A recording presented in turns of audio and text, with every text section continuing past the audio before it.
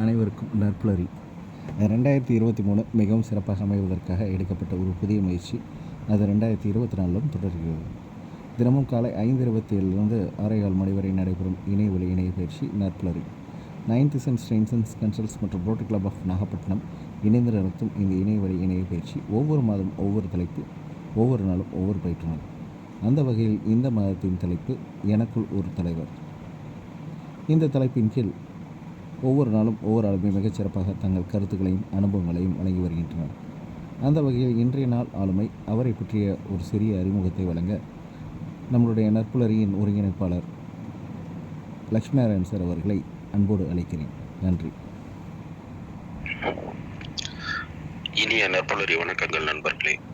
மற்றும் ஒரு அதிகாலை பொழுதில் உங்கள் அனைவரையும் நற்புலரி தளத்திற்கு சந்திப்பதில் மிகுந்த மகிழ்ச்சி.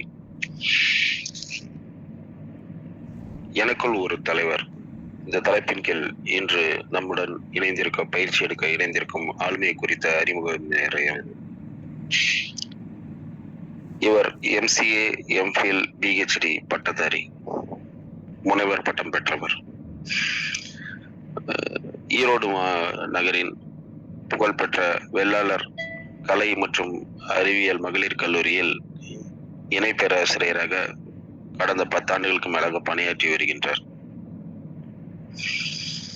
மேலும் புரோகிராம் அனாலிசிஸ் அனுபவமும் பெற்றவர். அவருடைய கல்லூரி பயிற்றுவிப்பை தாண்டி அவர்கள் இருந்த தொழில் முனைவோர் கனவை நனவாக்கும் பொருட்டு தன் கணவருடன் இணைந்து ஃபியூச்சர் டெக் என்ற நிறுவனத்தின் மூலமாக எலக்ட்ரிக் ஸ்கூட்டர் வெஹிக்கிள் மற்றும் ரொபாட்டிக் வேக்யூம் கிளீனர் போன்ற கருவிகளை மார்க்கெட்டிங் செய்து வருகின்றார்.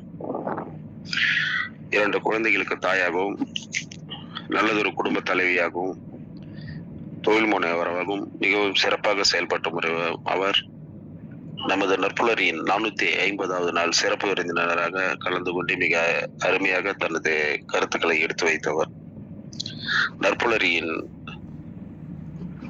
செயல்பாடுகளில் ஆர்வம் கொண்டு இந்த மாதத்தில் தன்னை இணைத்துக் கொண்டு இன்று பயிற்சி வழங்க வந்திருக்கின்றார். அவர்தான் டாக்டர் ப்ரொஃபசர் பி. யோகநந்தினி.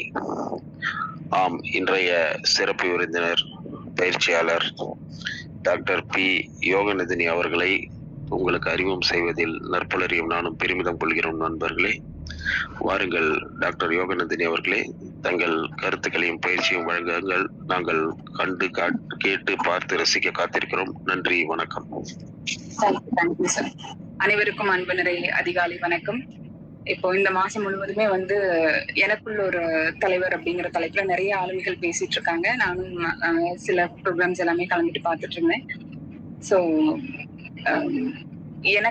எனக்குள்ள இருக்கிற அந்த ஆளுமையை நான் எப்படியெல்லாம் வெளிக்கொண்டு வந்தேன் அப்படிங்கிறதுக்கு முன்னாடி அதுக்கான லீடர்ஷிப் ஸ்கில்ஸ் எல்லாம் என்ன இருக்கு அப்படிங்கிறத பார்த்துட்டு அதுக்கப்புறமா என்னுடைய தலைமை பண்பை நான் எப்படி வளர்த்துக்கிட்டேன் அப்படிங்கிறத சொல்லணும்னு ஆசைப்படுறேன். ஸோ ப்ரெசன்டேஷன் போயிடலாம் சார்.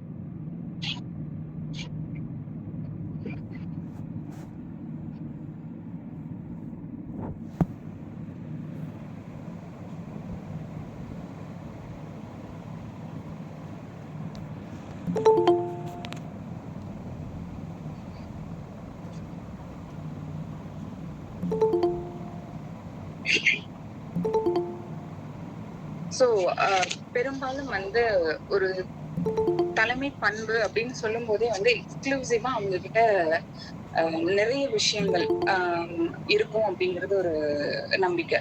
அதாவது ஒரு தலைவர் அப்படிங்கிறவங்க கிட்ட தனித்தன்மையா நிறைய விஷயங்கள் இருக்கும். அப்படி இருக்கிறவங்க கிட்ட அந்த பண்புகள் நமக்கு தெரியலாம் அவங்களுக்கான தலைமை பண்பு வெளிப்படுது அப்படிங்கிறது ஒரு கருத்து இருக்கு. ஸோ அப்போ அந்த லீடர்ஷிப் ஸ்கில்ஸ் அப்படிங்கிறது என்னெல்லாம் இருக்கும் அப்படிங்கிறத தாண்டி எனக்கு எதெல்லாம் ரொம்ப பிடிச்ச லீடர்ஷிப் ஸ்கில்ஸா இருந்துச்சு அப்படிங்கறத நீங்க உங்களோட பகிர்ந்துக்கணும்னு ஆசைப்படுறேன். ஃபர்ஸ்ட் திங் என்ன அப்படின்னா communication. So communication in the sense, ஒரு தலைமை பண்புல இருக்கிறவங்க அவங்களுடைய கருத்தை எவ்வளவுக்கு எவ்வளவு தெளிவா மத்தவங்க கிட்ட சொல்ல முடியுதோ, எவ்வளவுக்கு எவ்வளவு தெளிவா மத்தவங்களுக்கு எடுத்துரைக்க முடியுதோ, அந்த மாதிரியான ஒரு எஃபெக்டிவ் கம்யூனிகேட்டரால ஒரு நல்ல லீடரா இருக்க முடியும். அதுக்கு அடுத்து அவங்களுடைய கருத்தை மத்தவங்களுக்கு தெளிவா புரியுற மாதிரி வந்து சொல்ல முடியறவங்க ஒரு நல்ல லீடரா இருப்பாங்க. நம்மளுடைய கருத்து பிறர்கிட்ட போய் சேரும் போதுதான் நம்மளுடைய தலைமை பண்பு அப்படிங்கறதும் அந்த இடத்துல வெளிப்படும். நம்மளுடைய கருத்துக்களை பிறர் மனசுல நம்ம எவ்வளவு ஆழமா விதைக்கிறோமோ அந்த இடத்துலதான் ஒரு தலைமைக்கான ஒரு தலைவர் உருவாவதற்கான வாய்ப்புகள் அமையுதுன்னு நான் நினைக்கிறேன். அதுக்கு அடுத்தது நெகோசியேஷன். சோ நெகோசியேஷன் அப்படிங்கிறது வந்து பேச்சுவார்த்தையின் மூலம் தீர்வு காண்பது. தலைமை அப்படிங்கிற ஒரு இடத்துக்கு நம்ம வரும்போது நிச்சயமாக நம்மளிடம் வந்து நிறைய விஷயங்கள் வந்து சேரும். சோ அந்த இடத்துல நம்மளுடைய தலைமை பண்பை தக்க வச்சுக்கிறதுக்கு நம்ம எந்த மாதிரி விஷயங்கள் எல்லாம் வந்து முன்னெடுத்து போறோம் அப்படிங்கறது பார்க்கணும். சோ நெகோசியேஷன் அப்படிங்கிறதுல பாத்தீங்க அப்படின்னா நம்மிடம் இல்ல நம்ம ஒரு ஆர்குமெண்ட் இல்லைன்னா நம்ம வந்து ஒரு பேச்சுவார்த்தைக்குள்ள டிஸ்கஷனுக்குள்ள போய் உட்கார்றோம் அப்படின்னா முதல்ல முழுமையா அந்த விஷயத்த நம்ம உள்வாங்கிக்கணும். சோ அதுக்கு we have to listen the whole thing. So அந்த முழுமையா அந்த விஷயத்த நம்ம உள்வாங்கிக்கும் போது நம்மளால அதுல வந்து முடிவுகளை எடுக்க முடியும். அந்த முடிவுகளை எடுக்கிறதுக்கு முன்னாடி எந்த இடத்துல நம்ம வந்து அதை லிசன் பண்ணிட்டு இருக்கோமோ இல்ல யார் மூலியமா அந்த விஷயங்கள் நம்ம கிட்ட வருது அப்படிங்கறத பொறுத்து அந்த டிஸ்கஷன் அப்படிங்கிற ஒரு ஃபேக்டர் இருக்கு. சோ யார்கிட்ட எந்த விஷயத்துக்கான கருத்துக்களை நம்ம உள்வாங்குறோமோ அவங்க கூட நம்ம என்ன பண்ணணும் அப்படின்னா அதுக்கு அடுத்து அந்த டிஸ்கஷன்ஸ் இருக்கணும். இது என்ன அப்படின்னா ஒரு தலைமை பண்பு மிக்கவர்கள் அப்படிங்கிறவங்க முடிவுகளை முழுசா அவங்களே எடுக்காம நம்ம கூட இருக்கிறவங்களுக்கும் அதுக்கான ஸ்பேஸ் கொடுக்கணும் அப்படிங்கிறது தான் இந்த நெகோசியேஷன் கான்செப்ட்ல வர திங். சோ மற்றவர்கள் சொல்வதை முதல்ல வந்து உள்வாங்கணும். உள்வாங்கின விஷயத்த அவர்களோட திரும்ப வந்து கன்ஃபார்ம் பண்ணிக்கணும். டிஸ்கஸ் பண்ணிட்டு கன்ஃபார்ம் பண்ணிக்கணும். கன்ஃபார்ம் பண்ணதுக்கு அப்புறமா நம்ம வந்து அந்த பேச்சுவார்த்தைக்கான தீர்வு என்ன அப்படிங்கறத முடிவு பண்ணணும். சோ நெகோசியேஷன் கம்யூனிகேஷனுக்கு அப்புறமா அடுத்த ஒரு பெஸ்ட் குவாலிட்டியா என்ன பாக்குறேன் அப்படின்னு பாத்தீங்கன்னா நெகோசியேஷன் அப்படிங்கிற இந்த குவாலிட்டி பாக்குறேன். அதுக்கு அடுத்த விஷயம் கான்ஃபிளிக்ட் ரெசல்யூஷன். சோ இந்த கான்ஃபிளிக்ட் ரெசல்யூஷன் அப்படிங்கும்போது பாத்தீங்க அப்படின்னா தலைமை பண்பு வகிக்கும் அத்தனை பேர்த்துக்குமே இது தெரிஞ்ச ஒரு விஷயமா தான் இருக்கும். அதாவது பொறுப்புகள் இருக்கிற இடத்துல நிச்சயமா பிரச்சனைகள் இருக்கும். அந்த பிரச்சனைக்கு நம்ம எப்படி வந்து தீர்வு காண போறோம் அப்படிங்கிறது தான் நம்ம தலைமை பண்போட ஒரு குவாலிட்டி. சோ ஒரு இடத்துல ஒரு சச்சரவு உருவாகுது அப்படின்னா முதல்ல அந்த பிரச்சனைக்கான ஆதி என்ன அப்படின்னு தெரியும். ஆதியும் அந்தமும் புரிஞ்சாதான் வந்து என்ன அப்படின்னா அந்த பிரச்சனைக்கான தீர்வை நம்ம சொல்ல முடியும். சோ இந்த அண்டர்ஸ்டாண்டிங் அப்படிங்கிற கேப்பபிலிட்டி இருந்துச்சு அப்படின்னா சச்சரவுகளுக்கான தீர்வை நம்ம மிக தெளிவா எட்ட முடியும். ஸோ ஒரு பிரச்சனையை அண்டர்ஸ்டாண்ட் பண்ணதுக்கு அப்புறமா அந்த பிரச்சனைக்கு உண்டான விஷயங்கள், அதாவது தேவையான விஷயங்கள் தேவையற்ற விஷயங்கள் நிச்சயமா இருக்கும். சில இடங்கள்ல வந்து பாத்தீங்க அப்படின்னா தேவையற்ற சச்சரவுகள் வந்து அதிகமா இருக்கு. சோ அப்போ அதை தெளிவா நம்ம புரிஞ்சுக்கும் போது அந்த விஷயத்துல இருந்து எதையெல்லாம் வந்து நம்ம தவிர்க்கணும் அப்படிங்கறத தெரிஞ்சுக்கிட்டு அதையெல்லாம் அவாய்ட் பண்ணதுக்கு அப்புறமா we have to go for the solution. So அப்போ கான்ஃபிளிக்ட் ரெசல்யூஷனை பொறுத்த வரைக்கும் முதல்ல வந்து ஒரு தலைமை பண்பு மிக்கவர்கள் அந்த பிரச்சனைகளை தெளிவா உள்வாங்கிக்கிட்டு எதையெல்லாம் தவிர்க்கணுங்கிற ஒரு தெளிவோடு அதை தவிர்த்துட்டு அதுக்கப்புறமா they have to go for a solution அப்படிங்கிறது கான்ஃபிளிக்ட் ரெசல்யூஷன். அதுக்கு அடுத்த விஷயம் பாத்தீங்க அப்படின்னா அடாப்டபிலிட்டி. சோ அடாப்டபிலிட்டி அப்படிங்கிறது மெயினா வந்து அதுவும் தலைமை பண்பு மிக்கவர்கள் இல்ல யாரா இருந்தாலுமே வந்து பாத்தீங்க அப்படின்னா இந்த அடாப்டபிலிட்டி அப்படிங்கிற குவாலிட்டி வந்து ரொம்ப ரொம்ப முக்கியமான ஒரு விஷயம். நம்ம யாருமே எதிர்பார்க்காத ஒரு விஷயமா நடந்ததுதான் ஒரு 4 வருஷத்துக்கு முன்னாடி கொரோனா, அந்த லாக்டவுன், இந்த மாதிரி விஷயங்கள் எல்லாம். அந்த டைம்ல வந்து பாத்தீங்க அப்படின்னா இந்த அடாப்டபிலிட்டி அப்படிங்கிற ஒரு குவாலிட்டியோட இருந்தவங்க ஈஸியா சர்வை பண்ண முடிஞ்சுது. இதுல இன்னொரு விஷயம் என்ன அப்படின்னா இந்த அடாப்டபிலிட்டி அப்படிங்கிறதுக்கு ஒரு தலைமை பண்பு மிக்கவர்களுக்கு அது ஏன் முக்கியம் அப்படின்னா அவர்கள் எந்த இடத்துல இருந்தாலும் இல்ல அவங்களுக்கான சூழ்நிலை அவர்களை எந்த இடத்துல முடக்கி வச்சாலும் அந்த அடாப்டபிலிட்டிங்கிற குவாலிட்டி இருக்கிறவங்களால மட்டுமே தலைமை பண்பை தக்க வச்சுக்கிட்டு அடுத்தடுத்த விஷயங்களை உடனடியா செயல்படுத்த முடியும். ஸோ ஒரு தலைவர் அப்படிங்கிற குவாலிட்டியில இருக்கிறவங்களுக்கு இந்த அடாப்டபிலிட்டி அப்படிங்கிறது மிக முக்கிய பண்பா இருக்கணும்னு நான் நினைக்கிறேன். ஸோ இந்த அடாப்டபிலிட்டியோட ஃபர்ஸ்ட் பாயிண்ட் என்ன அப்படின்னா, சூழ்நிலைக்கு தக்க தங்களை வந்து தகவமைச்சுக்கிறது. ஸோ இந்த அட்ஜஸ்ட் பண்ணிட்டு சிறப்பான வகையில வந்து ஒவ்வொரு இடத்துலயும் தங்களை பொருத்தி அதுக்கு அந்த சூழலுக்கு தகுந்த மாதிரி தங்களை எடுத்துட்டு போறது. அதுக்கு அடுத்தது பாத்தீங்கன்னா ரெசிலியன்ட். ஸோ எப்படிப்பட்ட மாற்றங்கள் வந்தாலும் அந்த மாற்றங்கள் எல்லாத்துக்குமே ஈடு கொடுக்கிற அளவுக்கான ஒரு கேப்பபிலிட்டி. அதுவும் வந்து ஒரு தலைமை பண்பு மிக்கவர்களுக்கு, அதாவது அபிஷியலா இருந்தாலும் சரி, இல்ல வந்து நம்ம வந்து இப்போ நான் காலேஜ்லயே சொல்லணும் அப்படின்னு பாத்தீங்கன்னா, 2 வருடங்களுக்கு முன்னாடி நான் பிஹெச்டி கம்ப்ளீட் பண்ணதுக்கு அப்புறம் ஒரு 3 வருடங்களுக்கு முன்னாடி தான் நான் பிஹெச்டி முடிச்சேன். முடிச்சதுக்கு அப்புறம் வந்து பாத்தீங்க அப்படின்னா, நான் அது வரைக்கும் ஒர்க் பண்ணிட்டு இருந்த டிபார்ட்மெண்ட்ல இருந்து எனக்கு வந்து ப்ரொமோஷனா பிஜி டிபார்ட்மெண்ட்டுக்கு எனக்கு கிடைச்சது. சோ அப்போ என்ன அப்படின்னா, மாற்றங்கள் அப்படிங்கிறது தலைமை பண்பு மிக்கவர்களுக்கு எப்பவுமே இருந்துகிட்டே இருக்கக்கூடிய ஒண்ணு. சோ அந்த மாற்றங்களை ஏற்றுக்கொண்டு அதற்கு தகுந்த மாதிரி நம்மளை தகவமைச்சுக்கிட்டா மட்டும்தான் வந்து நம்மளால மேலும் மேலும் உயரங்களை தொட முடியும். சோ அதுக்கான ஒரு கேப்பபிலிட்டி தான் ரெசிலியன்ட் ஃபீச்சர். அதுக்கு அடுத்த விஷயம், ஒரு இடத்துல நம்ம அடாப்ட் ஆயிட்டோம். அடாப்ட் ஆனதுக்கு அப்புறம் நம்மள அப்டேட் பண்ணிக்கணும் அப்படின்னா, நம்மை நாமே திரும்ப அந்த கம்ஃபர்ட் ஜோன்ல இருந்து வெளியில எடுக்கணும். சோ அதுதான் நம்மளே ரெக்கவர் பண்ணிக்கிறது. ஒவ்வொரு இடத்திலும் தலைமை பண்பு மிக்கவர்கள், அவங்கள நம்ம ரொம்ப உன்னிப்பா கவனிச்சு பார்த்தோம் அப்படின்னா நிச்சயமா நம்மளால வந்து இதை புரிஞ்சுக்க முடியும். அவர்கள் எந்த இடத்துல போய் பொருந்தி இருந்தாலும் அந்த இடத்துல அவங்களுடைய தேவை இல்ல அவங்களுடைய வேலை முடிஞ்சிச்சு அப்படின்னா அந்த இடத்துல இருந்து அவங்களை திரும்ப பாத்தீங்க அப்படின்னா they will get them back to their next level. So இதை வந்து அப்டேஷன் அப்படின்னு சொல்லலாம், அடாப்டபிலிட்டி அப்படின்னு சொல்லலாம். சோ அட்ஜஸ்ட் பண்ணிக்கிற கேப்பபிலிட்டி, நமக்கு நம்மளுடைய பொறுப்புகள் மாறும் போதோ இல்ல தலைமை பண்பு மிக்கவர்கள் அப்படின்னு நம்ம எடுத்துட்டு முன்னோக்கி செல்லும் போது அந்த இடத்துல நமக்கு ஏதாவது ஒரு பிரச்சனைகளோ இல்ல தடங்கல்களோ வரும்போது அந்த சூழலை ஏத்துக்கிற ஒரு விஷயம். அதுக்கடுத்து மாற்றங்களை எப்பயுமே பாசிட்டிவா உள்வாங்கிக்கிற ஒரு விஷயம். அதுக்கப்புறம் நம்மளுடைய கம்ஃபர்ட் ஜோன்ல நம்ம டிராவல் ஆகிக்கிட்டே இருந்தோம் அப்படின்னா அதுல இருந்து நம்மளை ரெக்கவர் பண்ணி அதுக்கு அடுத்த அப்டேஷனுக்கு போறது. இது எல்லாமே என்ன அப்படின்னா இந்த அடாப்டபிலிட்டி அப்படிங்கிற குவாலிட்டிக்கு கீழே நான் சொல்ல வரேன். நெக்ஸ்ட் திங் பாத்தீங்க அப்படின்னா critical thinking. So critical thinking அப்படிங்கிறது பாத்தீங்கன்னா இப்ப வந்து அது ரொம்ப ஃபேமஸான ஒரு வேர்ட் ஆயிடுச்சு. யாரா இருந்தாலும் வந்து இந்த ஆர்டிபிஷியல் இன்டெலிஜென்ஸ், கிரிட்டிக்கல் திங்கிங் இந்த மாதிரி விஷயங்கள் எல்லாம் பேசி பேசி வந்து பாத்தீங்கன்னா கிரிட்டிக்கல் திங்கிங் அப்படிங்கிறது வந்து மேண்டேட்ரி அப்படிங்கிற ஒரு இதுக்குள்ள போயிடுச்சு. ஸோ கிரிட்டிக்கல் திங்கிங் அப்படிங்கும்போது என்னன்னா, தலைமை பண்பு மிக்கவர்களுக்கு out of the box thinking அப்படின்னு நம்ம சொல்லுவோம் இல்லைங்களா, அந்த விஷயம் இருந்துச்சு அப்படின்னா அப்போ அவர்களுடைய குவாலிட்டியோட இம்ப்ரூவ்மெண்ட் அப்படிங்கிறது இன்னும் அதிகமா இருக்கும் அப்படின்னு ஒரு கருத்து இருக்கு. ஸோ கிரிட்டிக்கல் திங்கிங் பொறுத்த வரைக்கும் அதற்கான ஃபர்ஸ்ட் குவாலிட்டி என்ன அப்படின்னா, we have to analyze. So ஒரு மாற்றம் இருந்தாலும் சரி இல்ல ஒரு நம்மளே அப்டேட் பண்ணிக்கணும் அப்படின்னாலும் சரி, அது எந்த இடத்துல தேவைப்படுது, ஏன் தேவைப்படுது அப்படிங்கிற முழுமையான ஒரு ஆராய்ச்சி இருக்கணும். சோ அந்த அனலைசிங் கேப்பபிலிட்டி இருந்துச்சு அப்படின்னா மட்டும்தான் நம்மளால வந்து அதுக்கு அடுத்த விஷயங்களை என்ன அப்படின்னு முடிவு பண்ண முடியும். சோ முழுமையாக ஆராய்ஞ்சதுக்கு அப்புறம் we have to evaluate.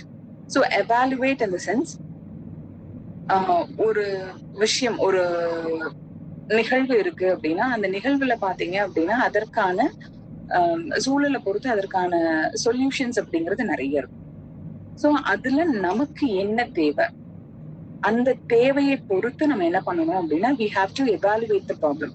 So critical திங்கிங்கை பொறுத்த வரைக்கும் என்ன அப்படின்னா, ஃபார் எக்ஸாம்பிள் இப்ப நம்ம பிசினஸ்லயே இருக்கோம்னா பிசினஸ்ல ஒரு இன்வெஸ்ட்மெண்ட் இந்த நிமிஷம் நமக்கு தேவைப்படுது அப்படின்னா அப்போ அந்த இன்வெஸ்ட்மெண்ட்டை எங்க இருந்து நம்ம எடுக்கிறோம், அங்கிருந்து எடுக்கிறதுனால அதுல ஏதாவது ஒரு பாதிப்பு இருக்கா, அந்த பாதிப்புகளை எல்லாத்தையும் மீறி இந்த இடத்துல அது ரொம்ப அர்ஜென்ட் ஒரு இம்பார்ட்டண்டா இருக்கா.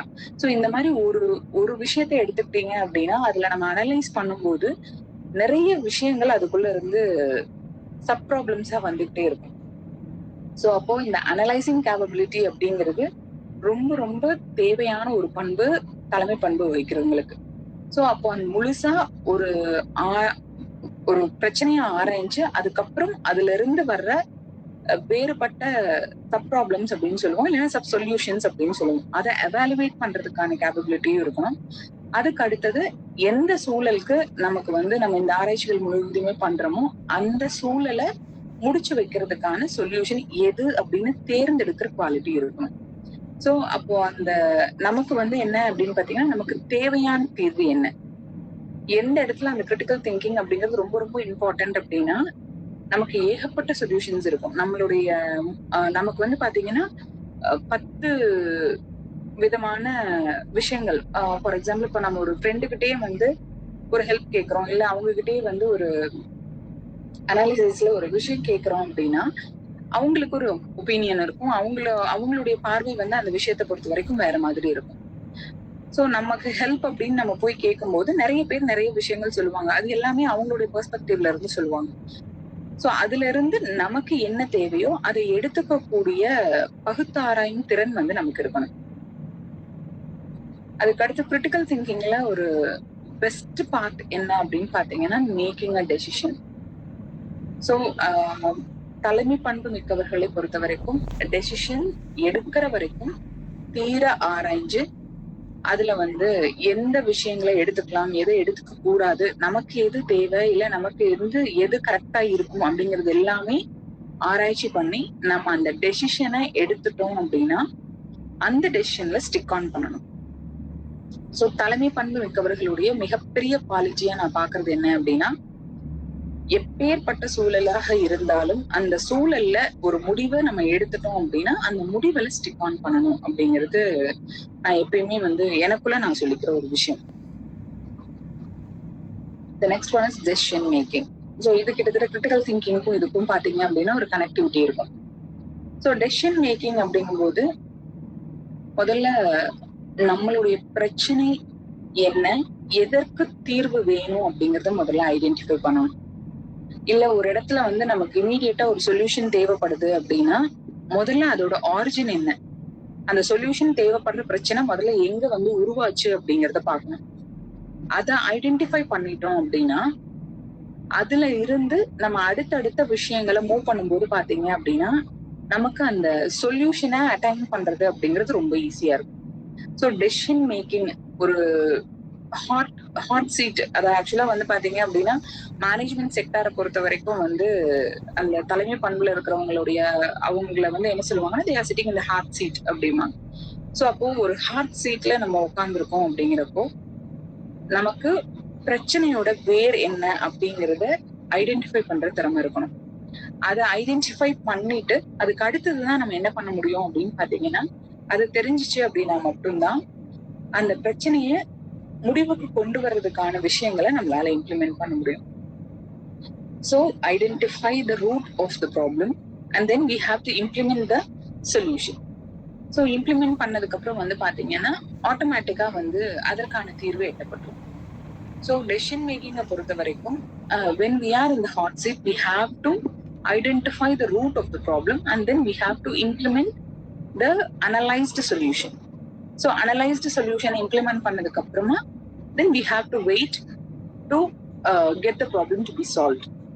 சோ இந்த 3 விஷயங்களையும் சரியா பண்ணும்போது பாத்தீங்க அப்படின்னா எந்த ஒரு பிரச்சனையாக இருந்தாலும் இல்ல எந்த ஒரு சொல்யூஷன் தேவையான பிரச்சனைகள் எது இருந்தாலுமே அதற்கான தீர்வு எட்டப்படும் அப்படிங்கிறது தான் விஷயம். The next thing is problem solving. ஆக்சுவலா ப்ராப்ளம் சால்விங்க பொறுத்த வரைக்கும் பாத்தீங்க அப்படின்னா எந்த இடத்துல எல்லாம் ப்ராப்ளம் சால்விங் வரும்னா மெயினா நாங்க ஸ்டூடெண்ட்ஸுக்கு இந்த விஷயங்களை நாங்க சொல்லிட்டே இருக்கோம். அதாவது அவங்க காலேஜுக்குள்ள வர முதல் செமஸ்டர்ல இருந்து பாத்தீங்க அப்படின்னா ப்ராப்ளம் சால்விங்கான கிளாரிட்டி அவங்களுக்கு நாங்க கொடுத்துக்கிட்டே இருக்கோம். ஏன்னா அவங்களுக்கு ஒவ்வொரு இடத்துலயும் பாத்தீங்கன்னா அவங்க கடைசியா பிளேஸ்மெண்ட் போற வரைக்கும் இந்த ப்ராப்ளம் சால்விங் அப்படிங்கிற ஒரு விஷயம் ஒர்க் ஆகிட்டே இருக்கும். சோ ப்ராப்ளம் சால்விங் அப்படிங்கிறது என்ன, இப்ப அவங்களால படிக்க முடியல அப்படின்னாலும் ஏன் அப்படிங்கிறது, அதாவது இந்த ஏன் அப்படிங்கிற கேள்வி எங்கெல்லாம் வருதோ அதைத்தான் நாங்க ப்ராப்ளம் சால்விங்கான ஃபர்ஸ்ட் ஸ்டெப் அப்படின்னு சொல்லுவோம். சோ இப்போ நம்ம கிட்ட தலைமை பண்பு மிக்கவர்கள் ஏதாவது ஒரு இடத்துல நம்ம லேக் ஆகுறோம், ஏதாவது ஒரு இடத்துல வந்து நமக்கு ஸ்ட்ரெஸ்ஃபுல்லா நம்ம டைமிங்ஸ் மூவ் ஆயிட்டு இருக்கு அப்படின்னா, முதல்ல அந்த இடத்துல வந்து ஏன் அப்படிங்கிற கேள்வியை நமக்கு நாமே கேட்கணும். என்ன நடந்துட்டு இருக்கு? எதனால இந்த பிரச்சனைகள், இல்ல எதனால இந்த ஸ்ட்ரெஸ் வந்துட்டு இருக்கு, இல்ல எதனால வந்து என்னோட டைம் என்னால கீப் அப் பண்ண முடியல. இந்த ஏன் அப்படிங்கிற கேள்வியை நம்ம நமக்குள்ளேயே கேட்க ஆரம்பிச்சோம் அப்படின்னா, அதற்கான தீர்வு அப்படிங்கிறது பாத்தீங்கன்னா ஆட்டோமேட்டிக்கா நமக்கு புலப்பட ஆரம்பிச்சிடும். சோ ப்ராப்ளம் சால்விங் அப்படிங்கிற கேப்பபிலிட்டி ஒரு தலைமை பண்பு மிக்கவர்களுக்கு இருந்துச்சு அப்படின்னா, நம்மளே வந்து சீர்படுத்திக்கிறது வந்து ரொம்ப ஈஸியா இருக்கும். சோ ஃபர்ஸ்ட் நம்ம நாமே ஏன் அப்படின்னு ஒரு கேள்வி கேட்கணும். சோ அந்த கேள்விக்கு நமக்கு என்ன பதில் கிடைக்குதோ அந்த பதிலுக்கான தீர்வை வந்து ஜெனரேட் பண்ண ஆரம்பிக்கணும். இப்ப எனக்கு டைம் பத்தல அப்படின்னா, அப்போ என்னோட டைம் எங்க வந்து அதிகமா நான் கொடுத்துட்டு இருக்கேன் அப்படிங்கறத பார்க்கணும். அப்போ எந்த இடத்துல அந்த நேரம் அப்படிங்கிறது அதிகமா போயிட்டு இருக்கோ, அப்போ அந்த நேரத்தை நான் கட் பண்ணணும். தேவையில்லாம போயிட்டு, அதாவது தேவைக்கு நம்ம நேரத்தை கொடுக்குறோமா, இல்ல தேவையில்லாம நேரம் வந்து செலவு பண்ணிட்டு இருக்கோமாங்கிறத அனலைஸ் பண்ணிட்டு அந்த இடத்துல நேரத்தை நம்ம குறைக்க ஆரம்பிக்கணும். இந்த மாதிரி ப்ராப்ளமா முதல்ல என்னன்னு டிஃபைன் பண்ணிட்டோம் அப்படின்னா, அதுக்கடுத்து அதுக்கான சொல்யூஷனை ஜெனரேட் பண்ண ஆரம்பிச்சிடலாம். அதுக்கடுத்து இதுதான் பிரச்சனை அப்படின்னு நமக்கு தெரிஞ்சுக்கிட்டோம் அப்படின்னா, அதுக்கான தீர்வை இம்ப்ளிமெண்ட் பண்ண ஆரம்பிக்கணும். அந்த இம்ப்ளிமெண்டேஷன் முடிஞ்சதுக்கு அப்புறம் பாத்தீங்க அப்படின்னா, அது ஆக்சுவலா ரிவ்யூ இந்த சென்ஸ் என்ன சொல்லுவோம் அப்படின்னா, நம்ம பண்ணது கரெக்ட் தானா அப்படின்னு செக் பண்றது. சோ அப்போ ஒரு ப்ராப்ளம என்ன அப்படின்னு டிஃபைன் பண்ணிட்டு அதுக்கான சொல்யூஷனை நம்ம ஜெனரேட் பண்ணதுக்கு அப்புறமா அத நம்மளுடைய டே டு டே லைஃப்ல இம்ப்ளிமெண்ட் பண்ண ஆரம்பிச்சோம்னா, அதனால நமக்கு வந்து டைம் கிடைக்குது, இல்ல ஸ்ட்ரெஸ் குறையுது அப்படின்னா ஓகே.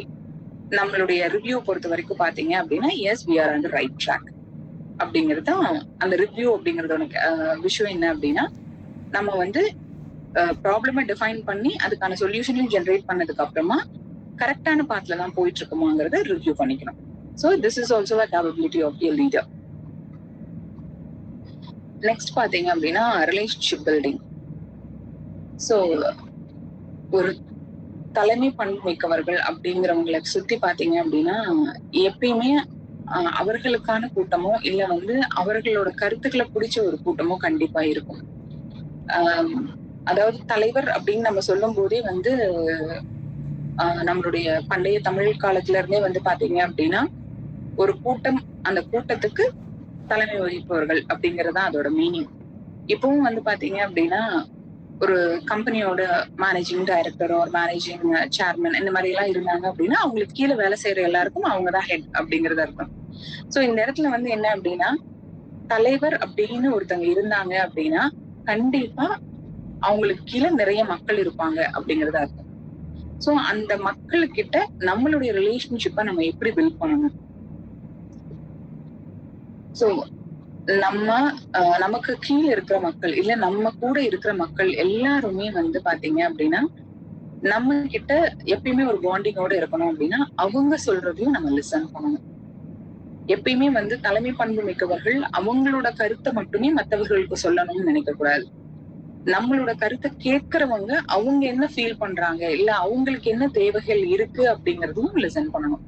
அதுவும் கம்பெனி சைடு எல்லாம் வந்து பாத்தீங்க அப்படின்னா, இப்ப வந்து இருக்கிற ஸ்ட்ரெஸ்ல நம்ம நியூவா ரெக்ரூட் பண்றவங்க கிட்ட வந்து நம்ம வீக் டு வீக் பேசிஸ்ல நம்ம பேசிட்டே இருந்தோம் அப்படின்னா மட்டும்தான் அவங்களுக்கு ஆபீஸ் சைடு என்னென்ன ப்ராப்ளம்ஸ் இருக்கு, என்ன அவங்களுக்கான ரெக்குயர்மெண்ட்ஸ் இருக்கு அப்படிங்கறது தெரிஞ்சுக்க முடியும்.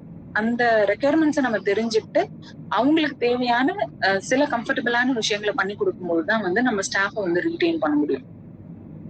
இது வந்து நாட் ஒன்லி இன் ஆஃபீஸ், இப்ப காலேஜா இருந்தாலும் அப்படிதான். காலேஜ்ல வந்து பாத்தீங்க அப்படின்னா we are having counselling sessions. So இந்த கவுன்சிலிங் செஷன்ஸ்ல என்ன பண்ணுவோம் அப்படின்னா, ஒவ்வொரு ஸ்டூடெண்ட்டுக்கும், அதாவது ஒரு 30 ஸ்டூடெண்ட்டுக்கு ஒரு மென்டார் அப்படின்னு சொல்லி இருப்பாங்க. அந்த 30 ஸ்டூடெண்ட்ஸையும் அந்த கவுன்சிலிங் செஷன்ல என்ன பண்ணுவோம்னா தனித்தனியா கூப்பிட்டு நாங்க பேசுவோம். சோ அவங்களுக்கு காலேஜ்ல ஏதாவது ப்ராப்ளம் இருக்கா, பெரும்பாலும் வந்து பாத்தீங்க அப்படின்னா எங்களோட விமன்ஸ் காலேஜ் அப்படிங்கறதுனால அவங்களுக்கு வந்து ரொம்ப சிவியரான ப்ராப்ளம்ஸ் எதுவும் இருக்காது. படிக்க முடியாம இருக்கிற பிரச்சனைகள் இல்ல வந்து அந்த ரெஸ்ட் ரூம் ஃபெசிலிட்டிஸ் இந்த மாதிரியான விஷயங்கள்லாம் சொல்லுவாங்க. பட் அதுவுமே வந்து தனித்தனியா கேட்கும்போது பாத்தீங்க அப்படின்னா சில பெண் குழந்தைகள் வந்து அவங்களோட வீட்ல நடக்கிற பர்சனலான விஷயங்களையும் சொல்லுவாங்க. சோ அப்போ அத வந்து நம்ம முழுக்க முழுக்க லிசன் பண்ணி கேட்கும்போதுதான் வந்து பாத்தீங்க அப்படின்னா அந்த குழந்தைங்களுக்கான கரெக்டான விஷயங்களை பண்ண முடியும். ஏன்னா கிளாஸ்ல சில பேர் வந்து அட்டென்டிவா இருக்கவே மாட்டாங்க. அவங்கள தனியா கூப்பிட்டு பேசும்போதுதான் வந்து பாத்தீங்கன்னா அவங்களுக்கு என்ன பிரச்சனை இருக்கு அப்படிங்கிறது தெரியும். சோ தலைமை பண்பு வகிப்பவர்கள் அப்படிங்கிறவங்களுக்கு இந்த லிசனிங் அப்படிங்கிறது மற்றவர்கள் சொல்வதை கேட்கணும் அப்படிங்கிற ஒரு குவாலிட்டி ரொம்ப நிச்சயமா தேவை. அதுக்கு அடுத்தது அவர்களுடைய பிரச்சனைய அவர்களுடைய பக்கம் இருந்து அதை புரிஞ்சுக்க ட்ரை பண்ணணும். எப்பயுமே வந்து தலைமை பண்பு மிக்கவர்கள்ட்ட பாத்தீங்க அப்படின்னா அந்த குவாலிட்டி நான் நிறைய பேர்கிட்ட பார்த்திருக்கேன். அதாவது நம்ம ஒரு விஷயத்த சொல்றோம் அப்படின்னா அத நம்மளுடைய பாயிண்ட் ஆஃப் வியூ, யார் சொல்றாங்களோ அவங்களோட பாயிண்ட் ஆஃப் வியூல இருந்து முதல்ல பார்ப்பாங்க. சோ அந்த பாயிண்ட் ஆஃப் வியூல இருந்து பார்க்கும்போது வந்து பாத்தீங்க அப்படின்னா நமக்கே தப்பு சரி என்ன அப்படிங்கிறது உடனடியா புரிஞ்சிடும். அதுக்கு அடுத்த விஷயம், நம்ம மிக தெளிவா அந்த விஷயத்த புரிஞ்சுக்கிட்டதுக்கு அப்புறமா அதுக்கு என்ன பண்ணணும் அப்படிங்கிற நம்மளோட ஆக்டிவிட்டி இருக்கும். சோ ரிலேஷன்ஷிப் பில்டிங்கை பொறுத்த வரைக்கும் the best and most quality என்ன அப்படின்னா ஃபர்ஸ்ட் யார் சொல்றாங்களோ அவங்க முழுசா சொல்லி முடிக்கிற வரைக்கும் அதை லிசன் பண்றது, அவங்களுடைய பக்கம் இருந்து அந்த ப்ராப்ளத்தை அண்டர்ஸ்டாண்ட் பண்றது, அதுக்கப்புறமா நம்ம ரியாக்ட் பண்றது. இதுதான் ஒரு லீடருக்கான best quality. Then time management. Time management பொறுத்த வரைக்கும் பாத்தீங்க அப்படின்னா இது நம்ம எல்லாருமே பண்றதுதான். சோ இன்னைக்கு காலையில எந்திரிக்கிறோம் அப்படின்னா, ஃபார் எக்ஸாம்பிள் இன்னைக்கு காலையில நான் நற்குலரி இந்த ப்ரோக்ராமுக்கு நான் வரேன் அப்படின்னா நேத்து நைட்டே நான் என்னென்ன வேலைகள் எல்லாம் பண்ணணுமோ அந்த வேலைகள் எல்லாம் பண்ணி முடிச்சுட்டு எனக்கு இந்த டைமை மைண்ட் லெவல்லையும் அதே மாதிரி வேலைகள் லெவல்லையும் வந்து ஃப்ரீ பண்ணி வச்சுக்கணும் அப்படிங்கிறது. சோ சின்ன சின்ன விஷயத்துல நான் வந்து பாத்தீங்க அப்படின்னா டைம் மேனேஜ்மெண்ட்டை நம்ம பிளான் பண்ணும்போது கண்டிப்பா நம்மளுடைய சக்சஸ் அப்படிங்கிறது அதோட ரேஷியோ வந்து ரொம்ப ஜாஸ்தியா இருக்கும். சோ டைம் மேனேஜ்மெண்ட் பொறுத்த வரைக்கும் எப்பயுமே என்னன்னா முதல் நாளே வந்து நம்ம அடுத்த நாளுக்கான கம்ப்ளீட் ஷெட்யூலை பிளான் பண்ணிட்டு அதுக்கு தகுந்த மாதிரி ரெகுலேட் பண்ணி எக்ஸிக்யூட் பண்ணோம் அப்படின்னா then it should be a great day. நிறைய நேரங்கள்ல வந்து பாத்தீங்க அப்படின்னா கொஞ்சம் ரிலாக்ஸ்டா நம்ம அந்த பிளான் பண்ணி எக்ஸிக்யூட் பண்ணாம நான் விட்டேன் அப்படின்னா அந்த ஒரு ரஷ் அப் டேவா தான் இருக்கும். அடுத்தடுத்த வேலைகள் வந்து பாத்தீங்க அப்படின்னா முடிக்கிறதுக்குள்ள அடுத்த வேலைகள் வந்து பின்னாடி லைன் அப் பண்ணிட்டே இருக்கும். ஸோ எப்பயுமே பிளான் பண்ணி அதை எக்ஸிக்யூட் பண்றது அப்படிங்கிறது டைம் மேனேஜ்மெண்ட்டுக்கான ஒரு பெஸ்டான விஷயமா இருக்கு. தென் ரிலையபிலிட்டி. ஸோ ரிலையபிலிட்டி அப்படிங்கும்போது தலைமை பண்புல நம்மள தலைவர்னோ இல்ல வந்து ஒரு லீடரா வந்து நம்மள அக்செப்ட் பண்ணிக்கிறாங்க அப்படின்னா தென் அதற்கான நம்பகத்தன்மைய அவங்களுக்கு நம்ம எப்பயுமே கொடுக்கணும். சோ அதுக்கான ஃபர்ஸ்ட் குவாலிட்டி என்ன அப்படின்னு பாத்தீங்கன்னா இன்டெகிரிட்டி. சோ நம்மளுடைய கொள்கைகள் என்னெல்லாம் வச்சிருக்கோமோ அதனால அதற்கான நேர்மையை கண்டிப்பா கடைபிடிக்கணும். அதுக்கடுத்து தலைமை பண்புக்கான ரொம்ப தேவையான ஒரு விஷயம் மெச்சூரிட்டி. சோ மெச்சூரிட்டி அப்படிங்கும்போது பாத்தீங்க அப்படின்னா பெரும்பாலும் அவர்கள் பேசுற அந்த விஷயத்துல இருக்கிற கிளாரிட்டி, அதுக்கு அடுத்து வந்து பாத்தீங்க அப்படின்னா நம்மளுடைய கருத்துக்களை மிக தெளிவா எடுத்து வைக்கக்கூடிய முதிர்ச்சி. இது ரெண்டுமே இருந்துச்சு அப்படின்னா நிச்சயமா அவங்க கிட்ட இருந்து நம்ம எடுத்துக்கிற கருத்து யாரா இருந்தாலுமே அவங்க உள்வாங்கிக்கிற கருத்து அப்படிங்கிறது பாத்தீங்கன்னா ரொம்ப சரியா இருக்கும். ஸோ த நெக்ஸ்ட் திங் பாத்தீங்கன்னா கன்சிஸ்டன்சி. ஸோ நம்ம எங்க வந்து ஒரு ஒர்க் பண்றோமோ அந்த ஒர்க்ல வந்து நமக்கான கன்சிஸ்டன்சி எப்பயுமே இருந்துகிட்டே இருக்கணும்.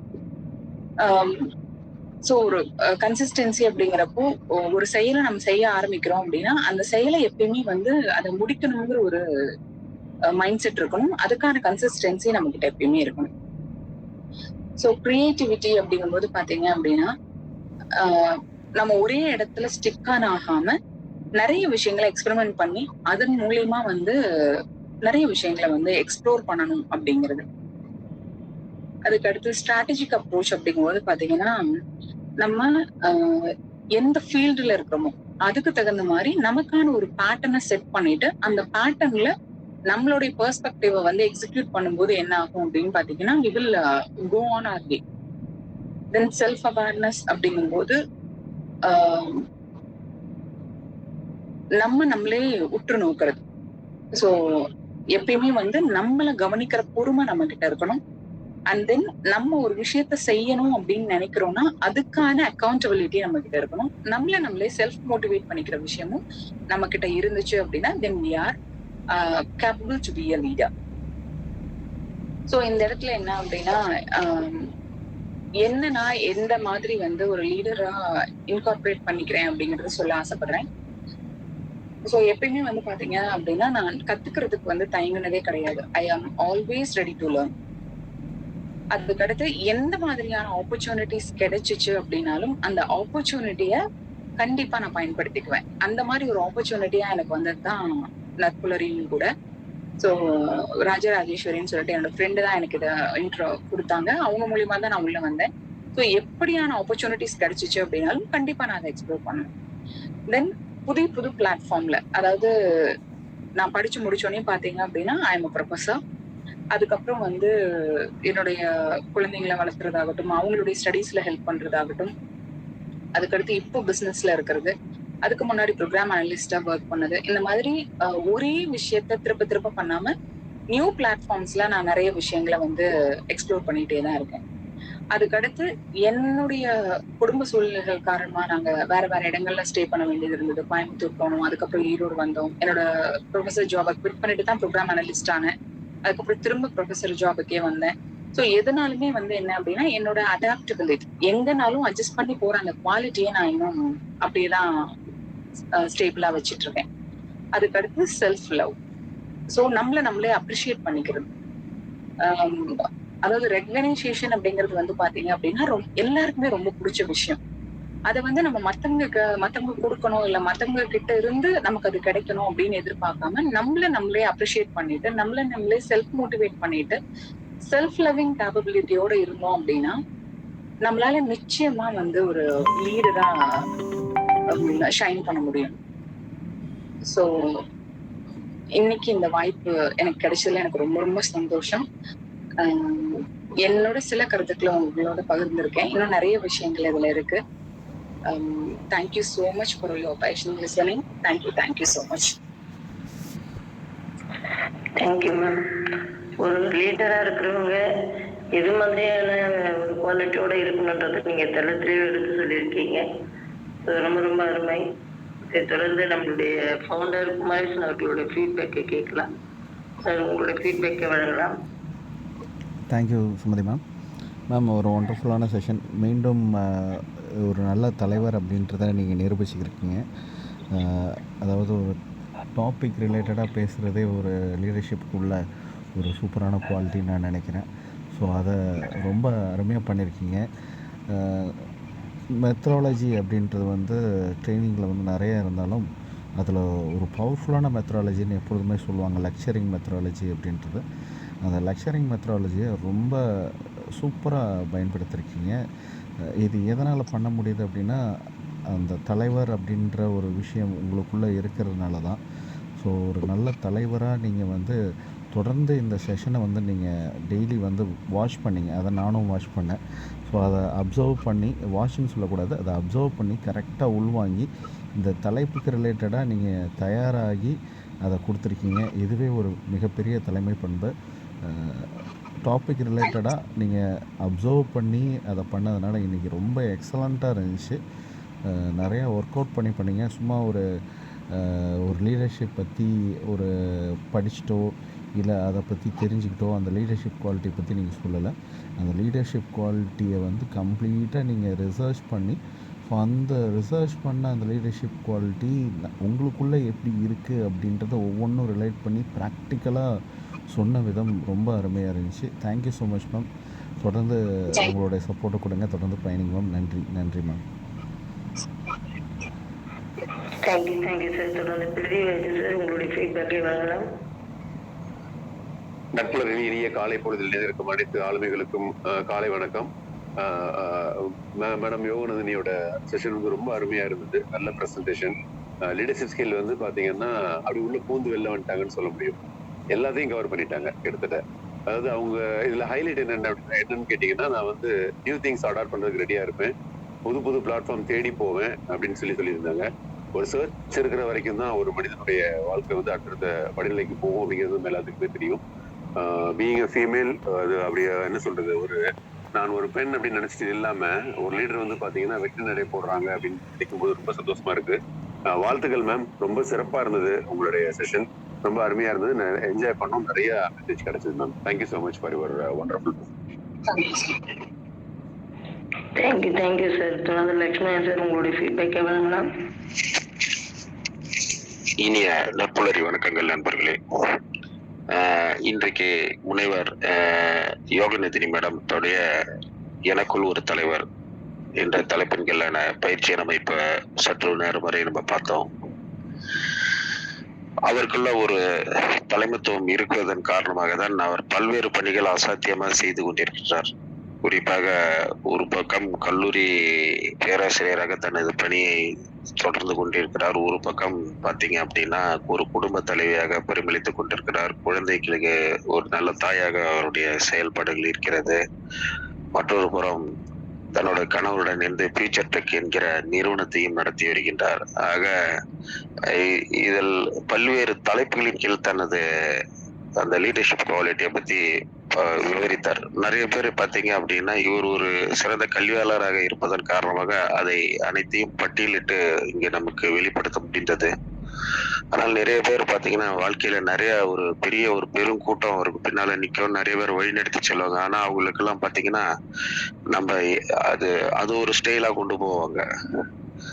அவங்களுக்கு பின்னால பாத்தீங்கன்னா ஒரு பெரிய அணி திரண்டு இருக்கும். அவர்கள் சொன்ன வேலையை எல்லாம் சிறப்பாக செய்து முடிப்பார்கள். அப்படி ஒரு தலைமைத்துவம் இருக்கும் அவங்களுக்கு. அதுதான் மனிதர்கள் வந்து வகைகளிலே பல விதமான வகைகள். இது ஒரு வகை. இவர் வந்து ஒரு கல்வியாளர் என்ற வகையில இவர் என்ற சிறந்ததொரு தலைமைத்துவத்தை இன்று வெளிப்படுத்தி கொண்டிருக்கின்றார். இப்படிப்பட்ட ஒரு நல்லதொரு ஆளுமை நம்முடைய தளத்தில் தொடர்ந்து பயணிப்பதில் மிகுந்த மகிழ்ச்சி. நல்ல அப்சர்வர் என்பதனை நான் உணர்கிறேன். என ஒரு சொன்னாரு, குமரேஷன் சொன்னாரு, சமீபமா வந்து காலையில வந்து கலந்து கொண்டு அப்சர்வ் பண்ணி அதுக்கு தகுந்த மாதிரி இன்றைக்கு அவருடைய பங்களிப்பை மிக சிறப்பாக பிரசன்டேஷன் கொடுத்து அவருடைய திறமையை வெளிப்படுத்தியிருக்கின்றார். அவரை பாராட்டுகின்றேன். அவருக்கு நல்வாழ்த்துக்கள். தொடர்ந்து நற்புலரி உங்களை எப்போதும் போல் உங்களை வரவேற்று உங்களுடைய பிரசன்டேஷனை தொடர்ந்து நாங்கள் அதிகம் எதிர்பார்க்கிறோம் என்பதை தெரிவித்து விடைபெறுகிறேன். நன்றி, வணக்கம் மேடம். நன்றி லட்சுமணன் சார். தொடர்ந்து வீரசேகரன் சார் உங்களுடைய ஃபீட்பேக் எவ்வளோங்களா? அனைவருக்கும் இனிய காலை வணக்கம். குறிப்பாக அம்மா அவர்களுக்கு இனிய காலை வணக்கம், வாழ்த்துக்கள்.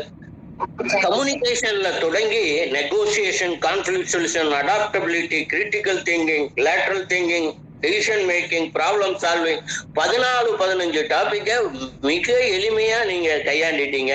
என்னுடைய வேண்டுகோள்னு ஒண்ணு வைக்கணும்னா, இந்த பிரசன்டேஷன் பவர் பாயிண்ட நம்மளுடைய இந்த வெப்சைட்லயே நம்மளுடைய இதுலயே போட முடியுமான்னு பாருங்க. அது ரொம்ப பயனுள்ளதா இருக்கும்.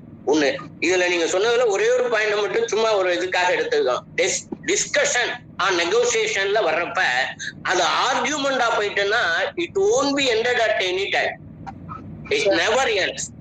இப்ப அதுக்கு நம்ம டிவில வர்ற இதெல்லாம் பாத்தீங்கன்னா தெரியும். அதனால அதுக்கு எண்டே இருக்காது. அது டிஸ்கஷனா இருந்ததுன்னா ஒரு நல்ல முடிவோட ஓ அப்படியா அது இருக்கா அதுல அப்படிங்கறது மாதிரி எல்லாம் வரும். பல பாயிண்ட்களை சொல்லிருக்கீங்க. ரிலேஷன்ஷிப்ல அந்த காலத்துல எல்லாம் பெரிய சாட்டைய வச்சுக்கிட்டு தான் அந்த இது மேனேஜ்மெண்ட், நான் தான் சாட்டைய கையில வச்சிருப்பாங்க. இப்ப அதுக்கு பதிலா ஒரு மேஜிக் வேர்ட், அது வந்து ஒரு ஒரு சின்ன கையில ஒரு சின்ன குச்சி வச்சிருக்குது, அது வந்து மேஜிக். அது டக்குன்னா எல்லாரையும் அதை வந்து நல்லா கொண்டுட்டு போயிடும், சாட்டையால அடிக்கவே வேண்டியதில்லைன்னு. இது மாதிரி பல பாயிண்ட்களை சொல்லியிருக்கீங்க. மிக நன்றி, மிக நன்றி. வாலிய நீடு, வளமுடன் வாலிய. நன்றி. Thank you so much. Thank you ma'am. வேற ஏதாவது ஃபீட்பேக் வாங்குறதுன்னா ஹேண்ட் ரைஸ் பண்ணலாம். மது மேம், நீங்க ஃபீட்பேக் வாங்கலாம். So good morning to everyone. So இந்த செஷன் பார்த்தோம் அப்படின்னா ப்ரொஃபஸரோட ப்ரொஃபஷனலிசம் ரொம்ப ஃபீல் பண்ண முடிஞ்சது. And she covered all the topics. Like ஒரு சார் இப்போ முன்னாடி சொன்னாங்க like 14-15 topics. So it started from communication. So all the things she covered, and in the view of listener, the view of perspective I'm saying it was very crystal clear. ரொம்ப crystal கிளியரா இருந்தது. ரொம்ப பொறுமையா கொண்டு போனாங்க. So the pitch and pace was very good and ரொம்ப அண்டர்ஸ்டாண்டபிளா இருந்தது. So thank you so much ma'am for this presentation and thank you நற்புலரி for taking this thing. Thank you. Thank you. நல்லதொரு காலையில் நம்மோடு வந்து இன்னைக்கு நிறைய பேர் இணைஞ்சிருந்தாங்க. அதுக்கு இணைந்த அனைத்து நண்பர்களுக்கும் நன்றிகள் பல. நம்மளுடைய யோகநந்தினி மேம் வந்து இன்னைக்கு நல்ல செஷன் எடுத்து கொடுத்தாங்க. உண்மையிலே கிரேட் மேடம். நிறைய டீட்டெயில்ஸ் எங்களுக்கு கொடுத்துருக்கீங்க. நற்புலரில் கலந்து கொண்டு இந்த பயிற்சி வழங்கிய உங்களுக்கு நற்புலர் சார்பாக என்னுடைய சார்பாக நன்றிகள் தெரிவித்துக் கொள்கிறோம். மற்றொரு ஆளுநர் நாளை சந்திப்போம் நண்பர்களே. நன்றி கூறி உங்கள் சகோதரி எம் சுமதி. நன்றி, வணக்கம். Thank you so much ma'am. Thank you so much.